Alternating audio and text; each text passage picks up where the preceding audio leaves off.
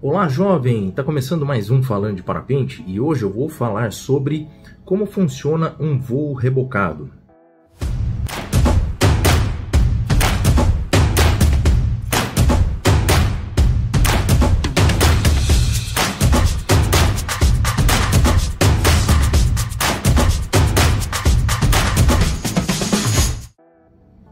Então, vamos falar aqui sobre como funciona um voo rebocado, como funciona um reboque.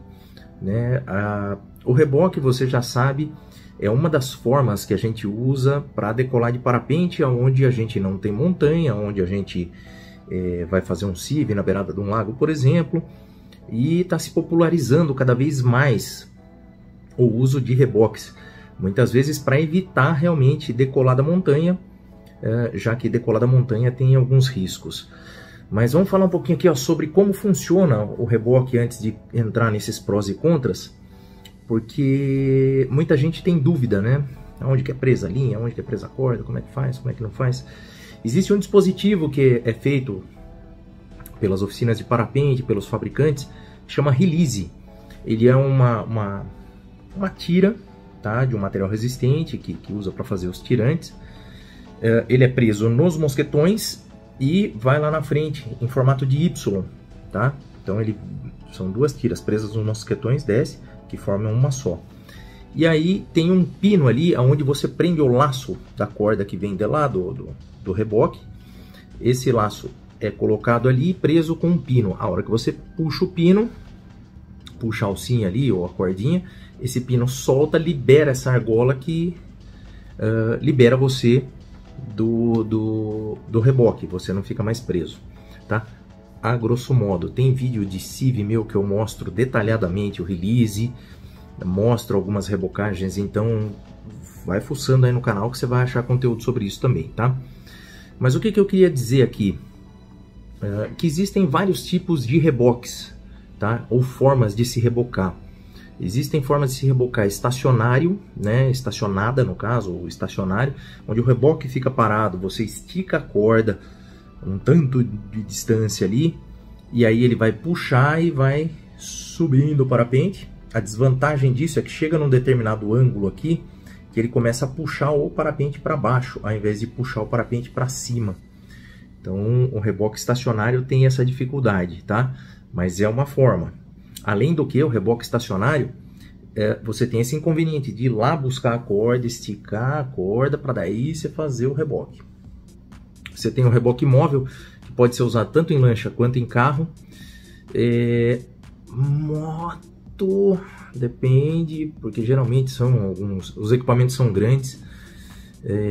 Então, o móvel, como é que funciona? Você dá um tanto de linha, tá aqui a lancha ou o carro, ou qualquer coisa, e o próprio carro vai te puxando e o reboque vai dando linha para você e puxando também. Vai puxando e dando linha, né? Por quê? Estacionário móvel tem o alto reboque, que a pessoa é como se fosse um estacionário, prende na traseira do carro dela, estica o cabo, vai inflar e aí tem um controlinho aqui, como se fosse aqueles de carrinho de corrida, que é com gatilho, e a pessoa se auto puxa através daquele reboque, acelerando aqui, como se fosse um paramotor, sabe? Aquele zzz, o gatilho aqui vai puxando a pessoa e ela vai subindo, e depois tem que soltar o release.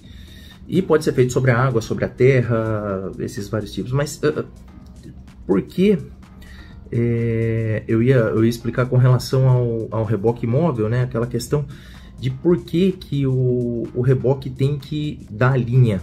E aí é que está o segredo do reboque. É por isso que você não deve rebocar seus amigos, por exemplo, amarrar uma corda, amarrar lá, nem que você tenha release. Uma moto, acelerar e puxar a galera, um jet ski ou qualquer coisa assim. Porque ele tem que ter essa linha soltando. Porque a partir de um determinado peso que puxa o parapente ele é uma pipa nesse caso, tá? Subentenda uma pipa. E quem já empinou pipa na vida sabe o que acontece quando você empina uma pipa sem rabiola, certo? Então, se você puxar essa pipa, parapente, que não tem rabiola, com muita força, ele tende a girar ou cair para o lado, né, total, ou força esse giro, ele cai para um dos lados, puxando muito forte. Então aí é que vem o lance do reboque. A maioria dos reboques, ele tem o carretel, onde vai descarregando a linha ou corda, e existe um freio, tá? Que o rebocador vai controlar. Existem freios que são hidráulicos, existem freios que são mecânicos, mas todos eles têm esse sistema meio de freio. O que que acontece? Conforme o parapente puxa numa determinada força, se ele for hidráulico, ele está regulado por uma certa força, ele vai começar a dar linha, tá?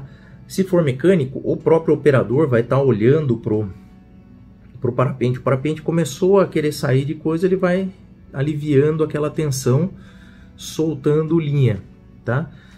Varia essa tensão conforme o tamanho e peso do parapente que está sendo puxado. Se é um parapente de duplo, tem um peso e uma tensão. Se é um parapente solo, tem um peso e uma tensão. Se é um parapente solo pequeno, tem um peso e uma tensão nessa linha. E em todos os casos sempre tem um fusível, que é um pedaço de corda, um pedaço de linha, que é um pouco menos resistente que todo o cabo, que vai estar lá perto do piloto, para caso venha por algum motivo enroscar essa linha no carretel, e pode acontecer porque na hora que você enrola de volta, pode uma linha passar por cima de outra, um nó, alguma coisa, trazer problema. Então, se der uma pressão muito grande nesse cabo, ela estoura ao invés de levar o piloto, o parapente a rodar, o parapente para o chão, entende? Então, tem que ter um pedaço de linha fusível para exatamente evitar que aconteça algum acidente, tá?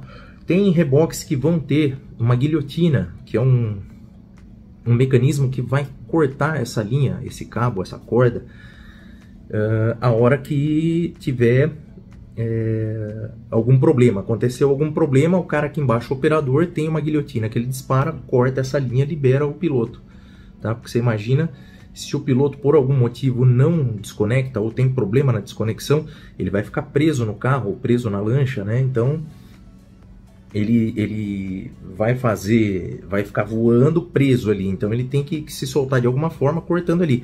Outra coisa, em alguns locais, o piloto leva uma faca gancho, aquela faca que não tem a lâmina exposta, que é um gancho que corta cinto de segurança, por exemplo. Por exemplo, deu um problema, ficou enroscado, ele pega a faca gancho e corta o cabo ali, tá? Eu tô falando cabo, corda, o que for, porque existem vários tipos de reboques e cada um usa um tipo de material para puxar o piloto, tá? Alguns deles usam como se fosse uma cordinha realmente, mas de Dyneema, esses materiais mais resistentes. E eu acho que tem reboque que usa o tal do Spectra, que é a linha parecida com a do parapente, como se fosse as linhas do duplo. Ela é uma linha bem mais grossa, tá? Normalmente, quando você vê parapente sendo rebocado, né, alguns deles vão ter uma pipinha ou um paraquedinhas na ponta, perto do piloto. Para que serve aquele paraquedas? A hora que o piloto solta, desengata, o operador aqui tem que rebobinar essa linha. E esse paraquedinhas, ele vai proporcionar que a linha, primeiro, não caia na água, não caia no chão, né, contaminando essa linha ou até enroscando em alguma coisa. Vai deixar a linha sempre no ar enquanto está sendo rebobinada e vai oferecer uma certa resistência que é boa para que faça a rebobinagem ali do negócio constante e compacta. Então, quando você puxa, ele vem com uma certa resistência e vai realmente enrolando ali, não deixando descabelar, né? Quem já pescou com carretilha sabe como é que é, não deixando descabelar aquela linha, uma linha pular por cima da outra, entrar uma no meio da outra, que seria ruim num próximo reboque. Então vai rebobinar bem apertadinho ali, né? As vantagens de se decolar com reboque. Eu falei aqui com relação à desvantagem. Eu vou falar a vantagem primeiro. A vantagem de decolar com reboque é assim, olha, permite que você decole não só de uma rampa, permite que você decole de vários locais. Lembrando sempre que tem que respeitar a direção do vento, então não adianta você ter lá uma rampa leste-oeste, o vento está norte-sul e você tentar rebocar. Permite até, tolera até um pouco de vento levemente inclinado? Sim, mas se você tem o vento predominante norte-sul, se você tem uma rampa leste-oeste, né, você não vai conseguir rebocar. Tem que ter uma pista, né, suficiente para o carro andar, ou para a lancha andar no lago, por exemplo, na direção certa, tá? Vai falar, Ricardo, quanto que você precisa de espaço para fazer isso? Vai variar muito com relação a vento, com relação ao tipo de reboque, com relação ao peso da pessoa, com relação ao dia, tudo varia. Mas vamos chutar aí 1,5 km, 2, tá? 2 km para conseguir jogar o piloto alto. Se for menos que isso, vai conseguir jogar o piloto mais baixo. É um problema? Talvez seja, num CIV, alguma coisa assim. Mas numa decolagem normal, o piloto ser jogado a 400, 500 metros é ruim. Seria muito melhor se fosse jogado a 800, né? Lançado a 800 e não a 400. Mas pode ser útil de qualquer forma. Bom, o que é que eu falei ali sobre vantagem, né? Decolar, você pode não decolar de uma rampa. Isso é muito bom, né? Porque você não vai precisar que o vento esteja alinhado com a rampa, é uma das coisas, né? Então você pode decolar nos mais variados ventos. Coloca o piloto rapidamente na base da nuvem, sem precisar ficar girando, já vai chegar na base da nuvem. E permite você fazer várias decolagens seguidas, né? Então, não ganhou, desceu, conecta de novo, sobe, né? Ou dá para lançar vários pilotos já, lança um na base da nuvem, já busca outro, então dá uma certa agilidade. Isso principalmente para recordes, né? Quando o pessoal tá querendo voar em grupo para bater recordes, é uma boa. Eu falei uma questão aqui com relação à segurança, né? O pessoal que está batendo recorde, que decola de vela de alta, estão optando mais por reboque, primeiro porque está permitindo que eles decolem, no caso, bem para lá, ou seja, mais para perto do litoral do Nordeste. Então eles ganham uma certa distância lá no final, porque começa a ficar verde e aí a condição térmica é pior. Então eles decolando mais perto do litoral ajuda, né? Então decolar rebocado ali é bom por causa disso. Mas com relação à segurança é porque na rampa, em condições fortes, em dias para recorde, para voos longos, o vento vai estar meio forte, né? E as termais vão estar fortes, você vai ter que decolar no momento mais crítico. E decolagem nesse momento mais crítico, com velas de alta, às vezes até com vela de baixa, é crítico, é problemático, é perigoso, né? Então você conseguindo decolar fora da montanha, dá uma tranquilidade no sentido de que você já vai sair longe do relevo, já vai estar mais alto. Tem risco como tudo, tá? Então a decolagem de reboque tem que ser uma coisa muito bem feita, sincronizada. Quem está operando o reboque tem que ser alguém que conheça, né? Não dá para ser qualquer leigo, né? De preferência tem que ser alguém que tenha feito, né, cursos sobre rebocagem e também voe, porque é importante que essa pessoa tenha noção do que está fazendo ali, né? Das reações esperadas ali do parapente e as inesperadas também. As desvantagens da decolagem por reboque é que é caro, né? Não é barato um reboque. São poucos os locais que fabricam reboque. Tem fabricante aqui no Brasil, mas ainda não é um super oficial, né? Acho que não são homologados ainda. E você tem reboques fabricados fora do Brasil, que daí ficam mais caros ainda, mas daí tem casos que são homologados, né? E tem vários outros que são assim, pessoas que fazem os reboques. São ruins? Não são ruins, mas nada que ainda seja muito padrão, fabricado, tal, né? Como é que se diz? Quando é em linha de produção, sabe? Então, esse é um problema, é caro. O conhecimento para operar que eu já falei aqui, né, que não dá para qualquer um operar. Então, se você, por exemplo, é voador, fala assim, pô, seria legal ter um reboque, mas você vai ter que ter alguém para operar para você, né? Então, um reboque para você não sei se resolve, mas para um grupo talvez resolva, mas sempre alguém vai ter que operar.